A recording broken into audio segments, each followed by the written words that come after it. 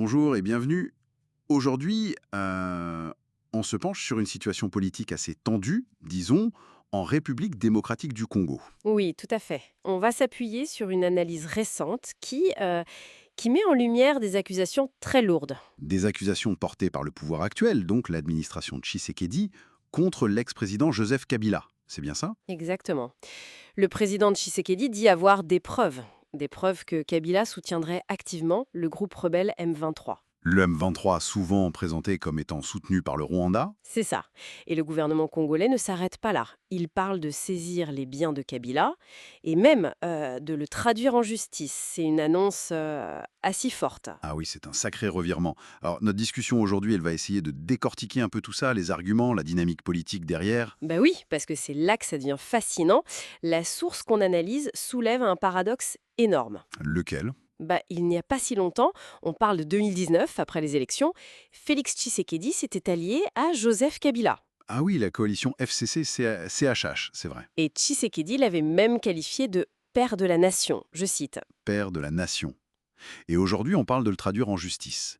Comment expliquer ce virage à 180 degrés? C'est la question centrale de l'analyse en fait. L'auteur y voit une forme d'hypocrisie, le mot est lâché, D'accord. parce qu'aujourd'hui, du côté du pouvoir, on décrit Kabila comme un ennemi, parfois même comme rwandais, Des termes très durs. extrêmement, mais l'auteur rappelle cette alliance passée, une alliance qui avait déjà été critiquée à l'époque, y compris par le propre père de Félix Tshisekedi, Étienne Tshisekedi. Donc, déjà à l'époque, l'alliance était vue comme problématique par certains. Tout à fait. Donc, la question du timing est essentielle, et la source insiste beaucoup là-dessus. Pourquoi ces accusations sortent maintenant? Oui, pourquoi maintenant et pas avant? L'analyse suggère que ça pourrait être lié à, disons, une menace perçue pour le régime actuel de Tshisekedi. Plutôt qu'une préoccupation nouvelle pour les victimes des conflits. C'est l'hypothèse avancée. Parce que, soyons clairs, les critiques contre Kabila, les rapports sur les violences, ça ne date pas d'hier. Ça existait bien avant cette rupture politique. Donc une lecture assez critique de la situation qui suggère des motivations politiques derrière ces accusations récentes. C'est l'angle de l'analyse, oui. Et pour appuyer ça, l'auteur cite d'autres actions de l'administration de Tshisekedi qui interpellent. Comme quoi, par exemple? L'invitation de Paul Kagame, le président rwandais, aux funérailles d'Étienne Tshisekedi, ça avait fait beaucoup de bruit. Oui, je me souviens, compte tenu des tensions. Exactement.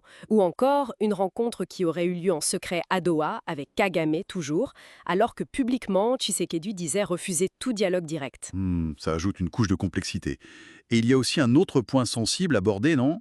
Le fameux rapport mapping. Ah oui, le rapport mapping des Nations Unies. Un point crucial. Ce rapport documente des crimes très graves commis en RDC entre 1993 et 2003. Et il contiendrait une annexe secrète. Voilà, une annexe qui identifierait les responsables présumés de ces crimes. Et là, la source affirme que l'administration de Tshisekedi, tout comme celle de Kabila avant elle, n'a jamais demandé la publication de cette annexe. Ce qui est étonnant si on veut vraiment faire la lumière, non? Ben oui.